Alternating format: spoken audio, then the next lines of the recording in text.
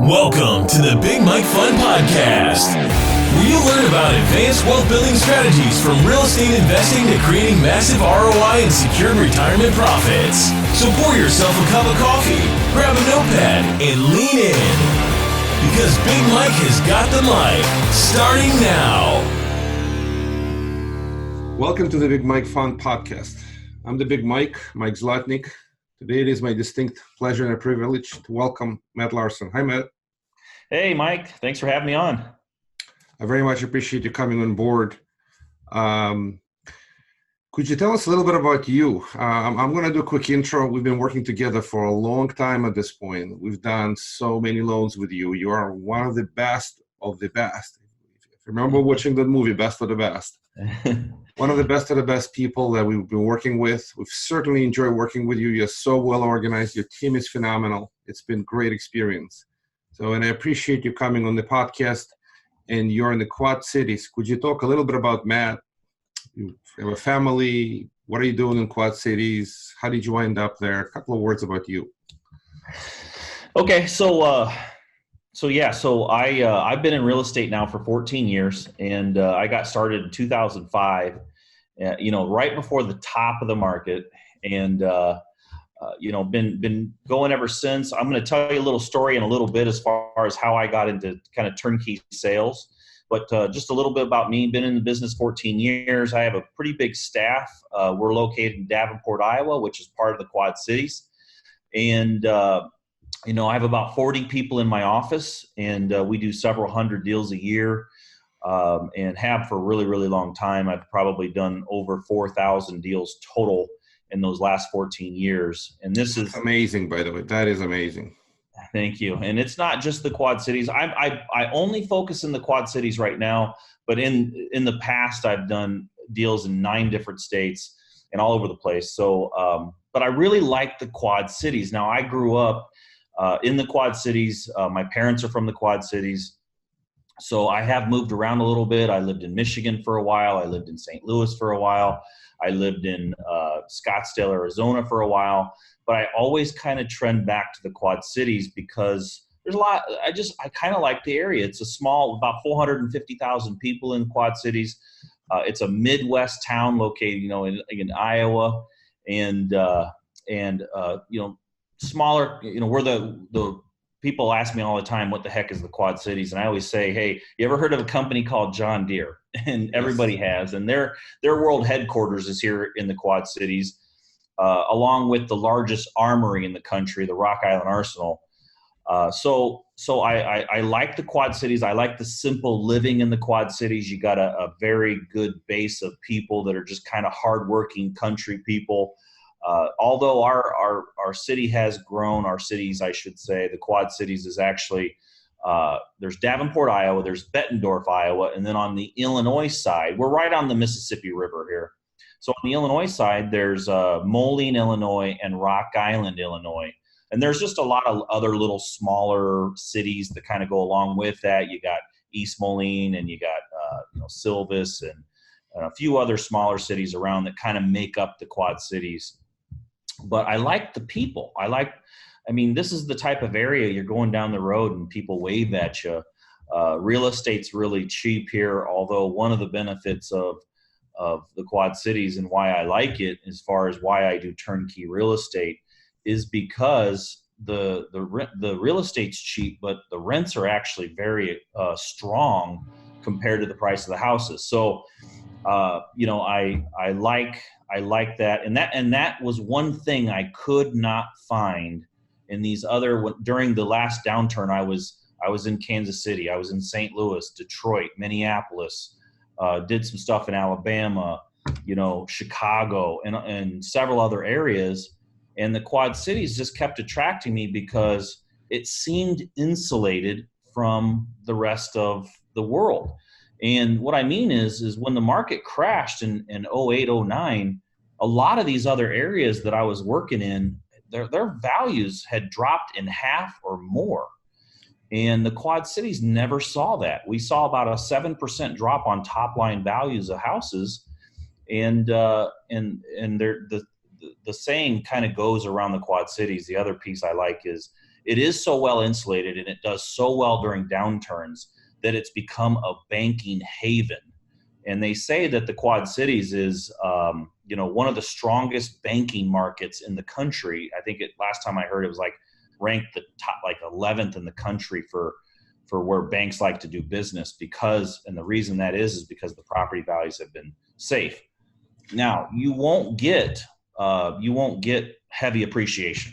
We get 2-3% a year. We're pretty happy with that. And so, so I like the low crime. You'll never see you'll never drive a neighborhood. Go to the worst neighborhood in the Quad Cities. You drive that neighborhood, you won't see any central air units with the big metal cages and locked up and all that. You just don't see that here.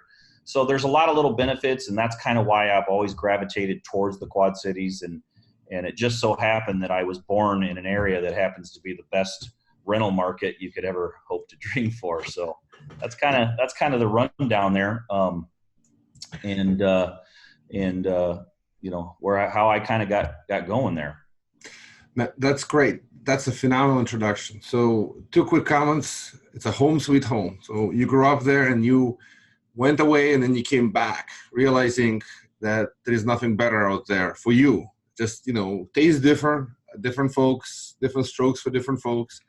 I certainly appreciate the fact that it's a steady Eddie market, and being in a steady Eddie market, it's great for folks who live there. It's great for you who you provide a service for the community. One of the most important benefits, you take older homes and you renovate them and you make a great, improved, better home for somebody else to live in. You sell them as a turnkey and you rent it to somebody to have a better living. And it improves community. So I think you love the city and you do good things for the city, kind of to help the cities, the Quad Cities, to help them be a better place for folks. But from an investment perspective, the steady Eddie market without wild fluctuations up and down. When the market is up, everybody is high. When the market starts going down, they're all depressed. And not having that volatility is a big deal. I have to say that most of the coastal cities have got, and not just coastal cities, but there are many markets around the country where this volatility makes making people nervous today because the economy can slow down. So what do you see just going forward? You see the steady Eddie continue, that the market, even if there's some kind of recession, we are unlikely to see any kind of correction in the Quad Cities. You think it's going to do very well in a down market? Yeah. Here's what it's funny because these are really good questions. And one of the things I've seen a lot over the last, 2-3 years, it seems like kind of gurus are coming out of the woodwork. And a lot of these guys have only been doing real estate a few years and all of a sudden they kind of know everything. And I'll be the first one to tell you that I started before the last peak, went through the downturn and back up to where we are. And I feel like I've got a lot of experience, but I still don't think I can really predict when this next downturn is going to hit. Now, I can tell you that I thought it would have been already done by now. I don't think that we're going to see the type of downturn that we saw in 2008, but I really thought that we would have seen a downturn by now. But I also didn't predict, Donald Trump to get elected as president either. And, love the guy or hate the guy, he's kind of on a little bit of run with this economy and he's kind of business friendly. And so I'm not saying everything he's doing right now is perfect, but so I guess to answer your questions is I think, depending on whether or not he gets reelected, that's the teeter-totter that I see is what will predict what happens next. Now, I think that if he gets reelected, I think that this bull run in real estate and the economy in general, stock market, I think it's going to keep going. Now, if he doesn't, I think we'll see a crash. Not maybe as bad as what we saw in 2008, but I think it'll start and within a couple of years it'll get bad. And that's just kind of my thought. I can't predict the future, but that's why I have, again, I hate to keep kind of harp on where I live, but one of the reasons I picked the place that I hold hundreds of rental properties. So I not only sell turnkey, but I hold a lot of properties for myself. And I do that in the Quad Cities because I don't know everything and I can't predict the future. All I know is that I can look in the past and say, every time we've had a downturn in the economy in recent history, I've done pretty well on my houses. And if I ever decided to sell them all out, I don't want to have to predict the perfect market peak in order to do that. So I kind of hedge my bet against the fact that I know the market's going to crash. We all know that that's going to happen. When it happens, I'm not sure. But when it does, I want to be positioned in a place that I'm not going to get destroyed. In the last downturn, I owned some properties in the downturn and did really, really well during that downturn when a lot of people in a lot of parts of the country really did get hurt. So I don't know. I mean, I think it's coming. I think it'll be here someday. In the meantime, I'm going to keep running my business like I always have. I'm going to make smart investments. I'm going to buy houses that make sense today and that cash flow today. And as long as I keep those fundamentals straight, I think that, I'm pretty safe. And that's the advice I would give to anybody that's buying a lot of real estate right now is just make sure you're making good decisions for today and not hoping for what'll happen tomorrow. That's great feedback, Matt. That's great wisdom. I certainly agree with you. The cash flow element, sort of cash flow is the king. These assets generate good cash flow, and you can hold them through any kind of recession. I mean, that's a fundamental concept. If you can do well from a cash flow perspective, it doesn't really matter if the house on paper is 100,000 and now it becomes 95,000, becomes 90,000. But your market is unlikely to even go through serious correction on paper. Plus, the type of assets that you invest in, these turnkey houses, probably the most affordable part of the market. They really work very well as a first-time homeowner residence, or they can work very well as an investment property. That's why that's such a good product. So what kind of a rent-to-value ratio is the typical RV do you see in your market? So most of the properties you sell as turnkeys. What is the typical rent? What is the typical price that you sell them at? Yeah. So what I focus on is I focus on the starter homes, just like you kind of just said. We don't go towards the high parts. Every single market has a starter home price range, right? If you're in the Quad Cities, that starter home price range is $75,000 to $125,000. If you're in San Francisco, that starter homes might be $800,000-$900,000. So I start where the largest majority of people can afford those homes, and that way that they're always easy to sell. Anytime that you've got a starter home, there's always a market for that. So we focus on buying properties in that $75,000 to $125,000 price range. Those houses rent for $800 to $1,300-$1,400. And we're always in that, the old 1% rule. We're always at or exceed that number. And, you hear a lot about, especially Illinois right now. Illinois is kind of getting beat up a little bit, but I'll say that, the Quad Cities a little insulated on that. We're right on the river. So the Iowa side and Illinois side are both kind of joined. And, we don't see super high taxes on the Illinois side. Iowa side taxes are a little bit cheaper.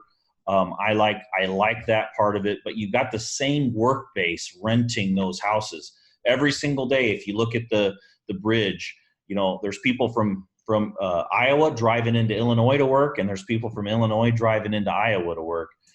So it kind of shares. So, we're just really focused on the starter homes, houses that have a high probability to rent, that we get good rent. We actually seen a lot of good rent appreciation over the years as well. That's kind of another thing I like to look at. When I invest my money into a rental property, I want the first day that I own that property to be the worst performance it ever has. So if I buy that house and it cash flows me on 10 to 14% cash on cash return, and in 10 years, the rent is, 30% higher through rent appreciation, then man, I continue to increase my profit and my margins on that property.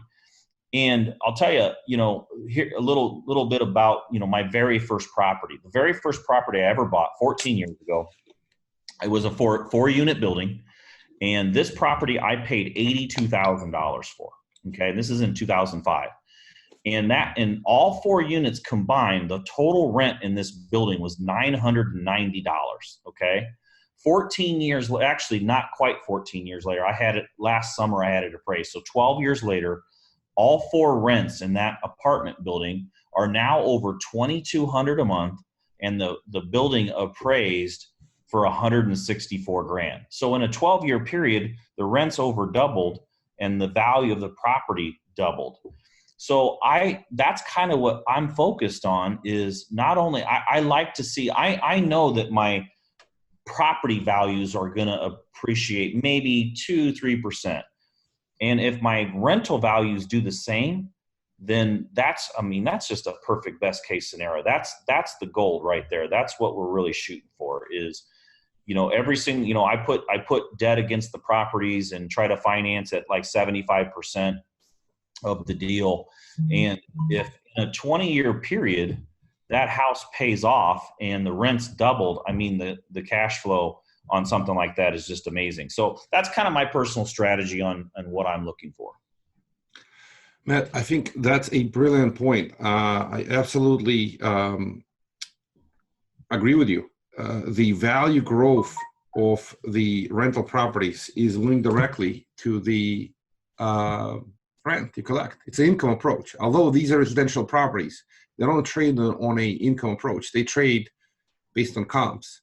Mm-hmm. But a lot of investors ultimately looking for cash flow.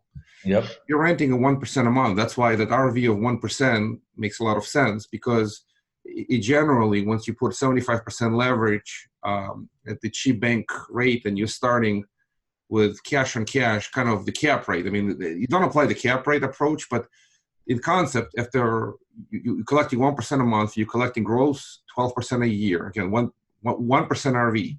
So times 12 months, that's 12%. That's your rent collection relative to the value. You take it, you write off taxes, insurance, other expenses. You make, let's just say, 8 to 9%, and then you add 4.5% bank money leverage on that. Your cash and cash, you wind up in the low teens, and that's a great situation. And then that whole thing, sort of proportional to your ability to increase rents. So if your rent increased 2 to 3% a year, the values typically stick with it, right? If you take 3% over 10 years, it's 30% increase. Then your value increases 30%. And if you add leverage on that, your leverage return gets magnified. So I'm with you. I absolutely like the concept. It makes sense. If you could push the rents up steady, that's why steady 80 is a great thing for long term. There's no volatility. It's a consistent appreciation and consistent predictable cash flow. So what you said is music to my ears. I absolutely agree with you, and I appreciate you sharing. It's a remarkable market. And on top of that, I wanted to ask you a couple of questions about how you do your rehabs, because we've had, as a lender to you on these fix and flip projects, you've been incredibly consistent. You turn them in typically less than 4 months. You have very well organized business, and you execute a rehab work, and you're able to put in a tenant fairly quickly, and then lease the property, sell a leased property or add it to your portfolio. So the question is, how do you execute in 3 to 4 months full cycle? It's a remarkable execution. So Mike, what we do is we focus heavily on project management. Okay. So one of the challenges over the last, year, 2 years has been labor. I don't care where you're at in the country. The labor pool has really, it's dried up.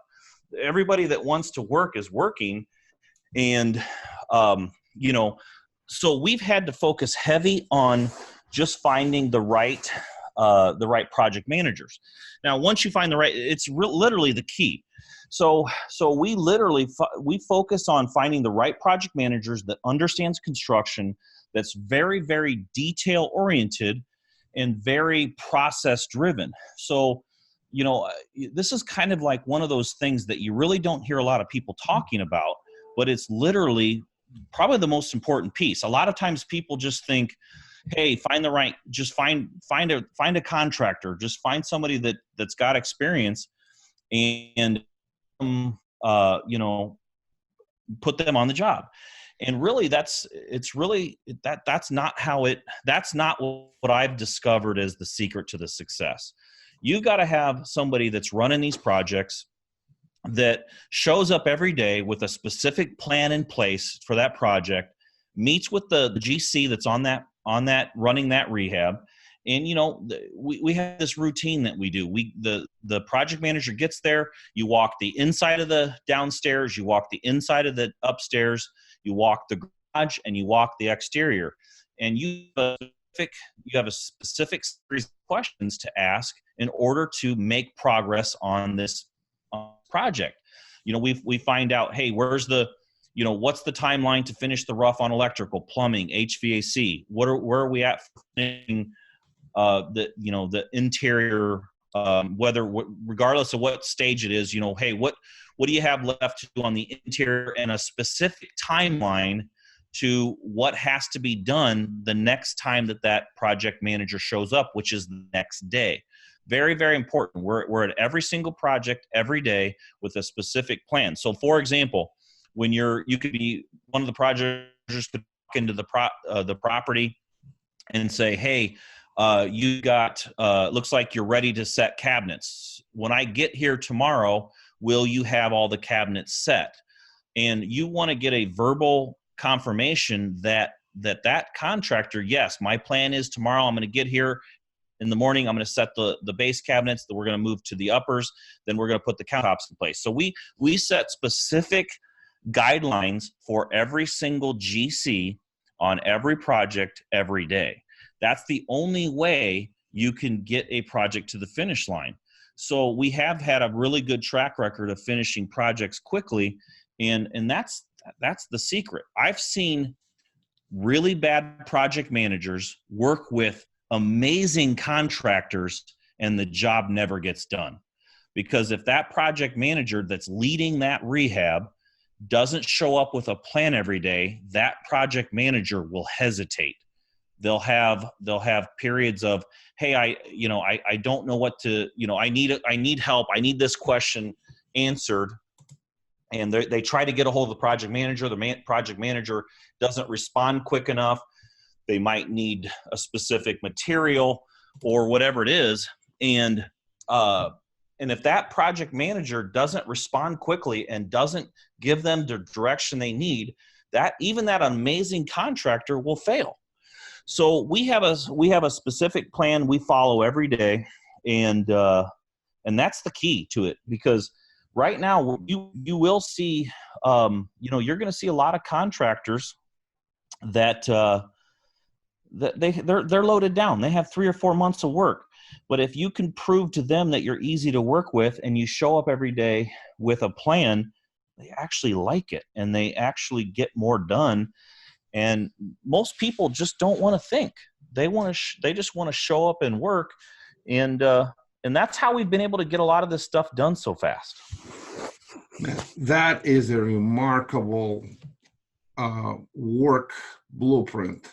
I have to say that I've heard all kinds of people in this business, but this one day at a time, and the focus on a project manager is remarkably simple and remarkably brilliant. So I certainly concur that when folks have accountability and then they commit to something, and then you show up next day and tell them how things are going, you said your kitchen cabinets are coming up, have you accomplished the task? And you're not pushing on them, you're not beating on them, you're just checking in what they committed to. And I'm sure there are circumstances when there's some kind of a delay, they'll take them an extra few hours. But in general, this thing works. It's a little bit of micromanagement, but at the same time, it's clarity. So folks, you're right. I don't have to think. And then a great project manager will keep active pace. I guess they have a plan on each project almost day by day, because you're running an execution. What's an average rehab time? Is this about a month? How long does it take you to rehab? And do you have almost a daily plan? Is that generally the approach, or you have a weekly plan? How detailed do you go? First of all, when we first start the project, we start out with what we call a project plan and budget. And we send one person from our team. So as soon as we close a house, we send a specific person from our team, and we blueprint the house. Okay, we take a laser measure. We measure every room. We then transfer all those measurements into a CAD, like a blueprint. It really doesn't take that long. So now we start with a blueprint, and we have a specific plan for that house and scope of work. Now that takes a couple, 2-3 hours for this guy to create that scope of work, but it's amazing. People don't take that 3 hours, let's say, when they close on a house. They just, grab their tools and start working, right? And that they think that, hey, I don't want to spend the hours to get this project ready to go. I would rather just get started. And that 3 hours saves us 3 months on the backside. So we create this specific project plan, and then we start executing. If you look in my conference room, we actually have it's like 47 steps to finish a rehab. Literally, it's like a little chart we've created: step 1, step 2, step 3, and we just follow this along, and we know what should happen next, and we know who's responsible, and we know how to keep these guys in check. And you have to be, I tell my project managers, I'm like, hey, if you're best friends with the GC, you're probably not pushing them hard enough. They should feel a little nervous when you walk up that you may not be, perfectly happy with everything that they have accomplished. So, our job is to make sure when you show up that they expect, and we expect them to live up to the plan. And if they don't, we have to have a pretty tough conversation with them. And the other piece of it is I know when I start a contractor, this is the statistics. We call 5 contractors to bid a project. Only 2 to 3 will show up. Out of that 2 to 3, only 1 to 2 will give you a bid. And out of that 1 to 2 that'll give you the bid, one of the bids won't even be in the ballpark. The other bid will have to work with the GC a little bit to dial in the price. Now, the guy that wins the bid will not likely make it to the next project. We know these statistics. We're prepared for the ratio up front. So everybody always gets so upset, man, I hired a bad contractor and you're doing this and that. Just know that that's the ratio. And so we know when that contractor finishes that project, if he's not amazing, we exit. So what happens over time is you end up hiring a lot of contractors, and some of them finish the project and we don't want to give them another project because they didn't follow our rules. And at the end of a 6-month period, you end up with the cream of the crop. Our side of things is we got to pay these people fast, and we've got to live up to whatever payment plan we've set up. Typically, we do 25, 50, 75, and 100. But so our job is to make sure they get paid. Our job is also to make sure that they don't ever have to do advertising and go bid 50 jobs to get one. We have unlimited work. So we want to make sure they're paid. We want to give them enough work. And if they're good, we'll keep them busy. Their job is follow our timeline, do what we tell you you're going to do, show up every single day with a plan and what you're going to get accomplished. And I've literally, Mike, over the years, following this process, I've taken average Joes that weren't that good and turned them into superstar contractors because they followed the system. I've had 25-year veterans. When I show them a house and like, hey, you should be able to knock this house out in 3 to 4 weeks.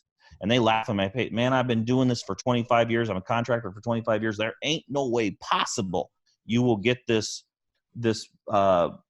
house done in 4 weeks. And I say, hey, let's take a trip over to this other house we have going. I want to watch these guys work. And their jaw will drop. And then 3 months later, these guys are doing the same thing. Matt, I've been a contractor for 25 years. I never knew I could get this much done. It's all about the plan. Matt, that is brilliant. I have to say that, first of all, that's why we've been working so successfully for so many years, because you guys execute, our guys execute. We follow checklists, we follow a process, and you do exactly that. This is just amazing to hear it from you. You're so well organized. You're executing on the plan day in and day out. And yes, of course, there's going to be plenty of people who do it the wrong way. It is just almost amazing that great management of these projects can make, could plug in average contractors and run well. And if you plug in great contractors, which you screen out over time, you wind up with very, very efficient operation. Everybody gets paid on time. Projects get finished on time. You don't miss much. Most of your things execute so smoothly. And that's why you're successful, and that's why we love working with you. So I have to give you all the credit where it's due. And everything you said is just gold. Like literally you have, some people teach and you do. And they say those who teach can't do. You do. You execute so flawlessly. I was going to say you could be a professor and teaching this stuff, but probably you don't want to do. You want to do that. You want to focus on succeeding in what you do rather than teaching how to do it. So. Yeah, and I will say this too, Mike. Again, I was telling you earlier, you guys are, we have been working with you guys for years and years and years, and you just make doing business so easy. My title company's always like, man, don't work with those guys over there. Work with Mike. He's easy to work with. And I'll be honest with you and transparent. You're not the cheapest money we work with, but we go with you guys because it's so darn easy. So we really appreciate everything that you guys do for us as well. Matt, thank you kindly. We got to wrap up. I have the next call coming up. Would you please let folks know how to find you if they want to learn from the best, or they have any questions, or they want to buy a house from you? What's the best way to get a hold of you? The best way, just send me an email and I'll respond. My email is mlarson, Larson, at easystreetprops.com. That's mlarson at easystreetprops.com, just PROPS at the end of Easy Street. And it's just spelled out EASYSTREETPROPS.com. So that's the best way. If somebody's interested in a property, we'd would love to have a chance to serve and see how well we can do for you. And we'll take any of those opportunities we can get. Thank you. Thank you kindly. I greatly appreciate you coming on the podcast. Love the episode. Thank you so much. Have a great day, and love working with you. So I appreciate your wisdom and all your brilliance. Have a great day. Thanks a lot. Thanks a lot, Mike. I really appreciate being on. Thank you, man. Have a great day. Thank you for listening to the Big Mike Fund Podcast. To receive your copy of Mike's How to Choose a Smart Real Estate Fund book, head to BigMikeFund.com or visit Amazon and type Mike Zlotnick. Keep listening and keep investing Big Mike style. See you on the next episode.